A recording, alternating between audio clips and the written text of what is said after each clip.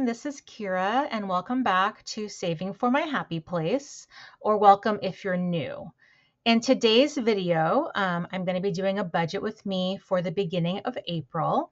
But before we jump into that, I wanted to go ahead and update you on my journey to 1,000 subscribers. I currently have 76 subscribers, so thank you so much to everyone that has subscribed, liked a video, commented on a video, shared my video, and tagged me in their videos. I really appreciate the support from the budgeting community. I've already created my 100 subscriber freebie, so I hope to be able to upload that to my Ko-fi shop soon. Hopefully sometime in April. I really hope to hit 100 subscribers in April. That would be amazing. I'm not able to color in any of the clocks yet. I haven't yet obtained 100 watch hours, but I'm sure I will be there soon. So if you're able to play my playlists, I would appreciate it. All right, so let's go ahead and get started on the budget with me video. All right, so my husband gets paid bi-monthly and I get paid monthly. And our checks that we're working with for the beginning of April is my husband got paid $3,570.13, and then I got paid $3,857.24. I'm a teacher, and so teachers only get paid monthly, so that's my entire paycheck for the month. So we are working with $7,427.37. So I am working in the Budget Mom budget planner. And I'm going to turn over to the expense tracker because I just cannot fit all of my bills and my variable expenses in these boxes. So I'm going to go ahead and turn over to the expense tracker. All right, let's go ahead and do that. Okay, so these are my fixed expenses. I try to pay as many bills as I can for the month with these first two checks. I'm not sure if I'm going to continue to do things like that just because I want to have money for savings challenges. And if I allot all of my money to bills, then I can't do that at the beginning of the month. So I'm still trying to work out the method to my madness. How much money I'm going to put towards bills and variable expenses at the beginning of the month versus saving some of that for savings challenges. I think I figured something out in the meantime, so we'll get to that in a second. Okay, so let me go ahead and just cover some of this up so it's not as overwhelming as it looks right now. Okay. So my first bill is my mortgage, and our mortgage is $2,004.40. This actually went down $28. I had a surplus in my escrow account, and so they actually readjusted our monthly payment down $28. That was a very pleasant surprise this month that my mortgage was $28 less than it normally is. All right, next is water and sewer. That is $158.40. Serious Guardian, my husband has a subscription to a connected app for his truck where he can remotely start his car, remotely unlock and lock. I'm not exactly sure all the features that it has since I don't use that app and I don't drive that vehicle, but it's $25.98 a month. Evan Moore is $12.99. That is a service that I pay for my work for school. It's basically a site that has worksheets and lessons and like everything you could possibly imagine for every grade level you can imagine. I do teach multiple grade levels because I am a special education teacher. So I need access to first grade to fifth grade, basically. Next is NordVPN. This is a service that helps protect your online presence from like hackers and that kind of thing.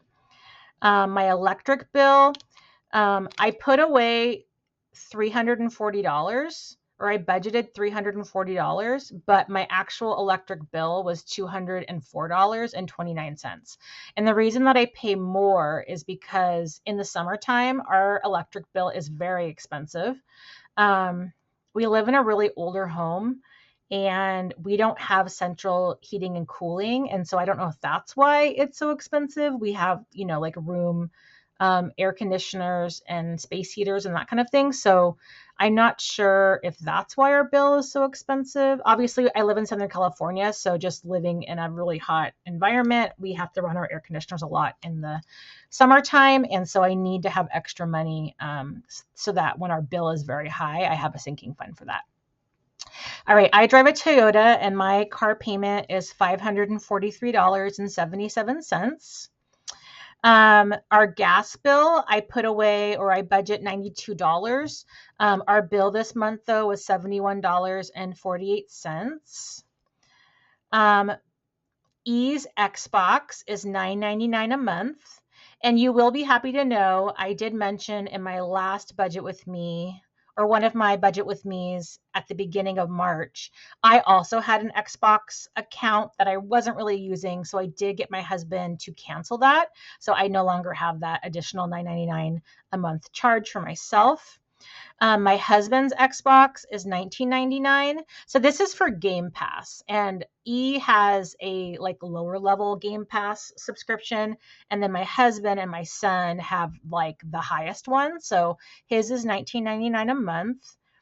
Spotify, that is also $19.99 a month. Scent Flirt, that is a home fragrance subscription that I subscribe to, and that is $40.47. That includes things like wax melts, lotions, hand soaps, car fresheners, things like that. Spectrum phone. So our cell phone bill for 4 lines, plus we're paying on my husband's phone, is $174.89. He got a really expensive phone, the kind that like folds in half and gets really big when you unfold it. So we're still paying off his phone. Student loans. So I have student loans, and that's $146.52 a month. HP Instant Ink is $16.24 a month. My life insurance is $26.22 a month. Streaming services. So we have a Hulu, Disney Plus, and Max bundle. That is $29.99 a month. I looked into seeing if they had a yearly subscription for this particular bundle, but they do not at this time. So I have to just pay the $29.99 a month. And then Culligan, I'm not going to pay that yet out of this paycheck. That is a water bottle service that we have. Here's my son's Xbox Game Pass subscription. So that's $19.99. Microsoft 365. My husband purchased this for his work, and that's $9.99 a month. Trash. So 1 month of trash is $36.76. It's only paid though every 2 months. So, and I just paid it last month. So, but I still put half of that amount in, or I budget for half of that amount. So I can pay it next month, the full amount. And then I believe the rest are things that I'm going to pay with my second check. So my car insurance, our cable service, my sticker subscription. I don't always pay this because I can, depending on if I like what's being offered, I can pause my subscription. And so I actually did that for March. I opted to not get my sticker subscription. Netflix, our earthquake insurance, and then my husband's truck payment. So the things that are pink, I'm going to pay that out of our next paycheck in a couple of weeks from now. All right. So when I totaled all of this up, I got $3,733.50. So let me just put that on the calculator here, 3733.57. Okay, so I said that for fixed expenses, our total was $3,733.57. All right, and so if I subtract that from here, so we have 742737 minus 3733.57, we have left $3,693.80. So let's go ahead and put the leftover here, $3,693.80. Okay, so now we are going to get into my variable expenses. All right. And so for the variable expenses, the first thing that we have here is supplements. So my husband and I both take some supplements monthly, and I was able to, or I had a credit of $25. So I was able to apply that to this amount. And so I'm going to only pay $111.75 this month. For groceries, I am budgeting $650. For my husband's spending, I'm budgeting $720. For my spending, I'm budgeting $250, and I think I'm going to go ahead and put $50 of that to savings challenges. I'm going to be closing out my March budget on the 31st. I'm pre-recording this video a couple of days. Actually, tomorrow is the 31st. So I'm going to be closing out my March budget tomorrow. And so if I have any leftover money in any of my categories that I like to zero out, I probably will apply that to savings challenges as well. And then I'll be making my debt snowball payment for March. And I will update you in my next video, my next budget video, with how much I was able to apply to the principal of my Toyota, because that's the debt that I am currently snowballing. All right, spending $20. I just set aside $20 for him in case he gets invited out to lunch or to the mall or to the movies or something like that. So just $20 just in case for him to spend. Household is going to get $200. So that's paper towel, toilet paper, cleaning products, that kind of stuff. Health is $115. That's mostly for co-pays. Beauty, I put $40. I budgeted $40 for beauty. Medicine, I budgeted $175. Pet care, I budgeted $50. Classroom, I budgeted $40. That's anything that I want to buy for my classroom. Or I like to spend money on my students, buying them gifts for around the holidays and that kind of thing. Miscellaneous / gifts, I budgeted $40. Haircuts, I budgeted $120. I hate how expensive haircuts are. It's crazy. I never get my haircut. I get my haircut maybe once a year. But my children and my husband like to get their hair cut regularly, and it's usually about $40 per person when they get it cut. So I'm budgeting $120 for that. My husband's gas, I'm budgeting $550. My gas, I'm budgeting $100. Dining out, I'm budgeting $246. That's kind of a weird amount, but it was $250. But then when I was prepping for this video, I made a mistake somewhere. And so I realized I had not added my student loans into my digital budgeting app. And so it was throwing everything off. And so when I went in to fix things, because I already actually made a payment for that, so I couldn't unpay that, I had to make some adjustments to some other categories. And so dining out was one of those. And so it's my husband's birthday in April. So, I don't know where he's going to choose to go out to dinner for his birthday, but I just wanted to make sure that I had enough money for that. My son, I pay one of my sons to do yard work. So that is $60. E gets a Starbucks budget, and that is $40. There is a Starbucks right across the street from his high school. And so typically on Wednesdays, they have a late start day. And so he will go get himself a Starbucks before school.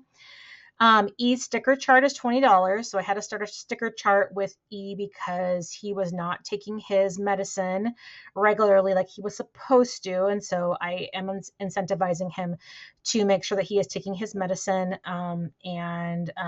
So every 2 weeks approximately, he gets $10 to spend on whatever he wants. So I budgeted $20 a month for that. Oh, and then I bought a water cooler. So I mentioned in my fixed expenses, I pay a water delivery service, and part of that bill is renting or leasing like the cooling and heating unit that like heats and cools the water. And so that's like $10 a month. And so finally I just asked my husband to like research water coolers that we could just buy our own water cooler. So we didn't have to pay that $10 a month every month. So I went ahead and just was able to make, budget that into my monthly budget. And so we bought a water cooler. It was $145.85, and that should be here this week. So once it's here and the water in the old cooler is drained and I clean it up, I'm going to be calling the water delivery service and asking them to please take back their water cooler. And then change jar, which is basically just anything left over, is 20 cents. So, yeah. So, if I add all of this up, it adds up to $3,693.80. So let me go ahead and put that on my calculator. I have the worst memory, you guys. So I would not be able to remember that amount as I flip back to the other page. So yes, I got to put it on the calculator so that I know what the total is. All right. So for variable expenses, I said it was $3,693.80. And as you can see, that is what our leftover is. So we are going to have now $0. So yes, so that is my budget for the beginning of April. Like I said, I'm going to have to pay some bills the second half of April, the ones that were in pink on the other page. Let me see if I can flip back to that. So yeah, so I'm going to have to pay the rest of my bills that are in pink here when my husband gets paid again. And then I will also be paying all of my sinking funds. I have tons of sinking funds, so many. And then also doing savings challenges. So look forward to those videos coming up. I hope to do a savings challenge video soon because, like I said, I did budget $50 out of my personal spending money for savings challenges. And then after I budget, or actually after I close out my March budget, I will see if there's any money left over from that. I don't know that there's going to be a ton. We did go over in some categories, so I always have to. That's why I love digital budgeting, because you can just very easily like take money out of one category and apply it to a category that you went over in. So tomorrow, when I'm sure that everyone is done spending money, I will close out my March budget, and then I will see if there's any leftover money that I can apply to savings challenges. But at the very least, I will have $50 to play with here in the next few days. And then when my husband gets paid again, I will be able to allot a lot more money to savings challenges. All right, so that is it, everyone. Thank you so much for watching. Please like, comment, and subscribe to my channel. And I hope you're all having a wonderful start to your April. All right, I'm on spring break. This is my last day of spring break. So I am just trying to enjoy the rest of my weekend before I go back to work tomorrow. But wow, it's already April, you guys. I can't believe it's already April. And the school year is going to be over before I know it. We have a 4-day weekend coming up for the Easter holiday later on in the month. And then, of course, there's Memorial Day And then it's the end of the school year and we have state testing and all of that. So I really don't see my students very much in May. And then I stop seeing them at the end of May. And yeah, and that's it. I'll be closing out, all of my work duties, that last couple weeks in June. If I didn't already mention this, I'm a special education teacher and I teach resource. So that is where all of my students are in the general education setting, and I pull them out to work in small groups, primarily for reading, writing, and math. And then I also work with students basically with inclusion and students that have behaviors and that kind of thing, working with their gen ed teachers to make sure that they are meeting behavior expectations. So yeah, that's a little bit about me and what I do for a living. So yeah, the school year is almost over, so it's really exciting. I'll be taking classes this summer to further my education as per usual. So I get summer break, but I always am trying to advance on my pay scale so I can get paid more money. And I have to do that by taking more classes. So I will be doing that this summer. But anyways, you guys, thank you so much for listening to me and for clicking on my video and for watching my video. I appreciate all of you so, so much. And I hope you all have a great rest of your day. Bye.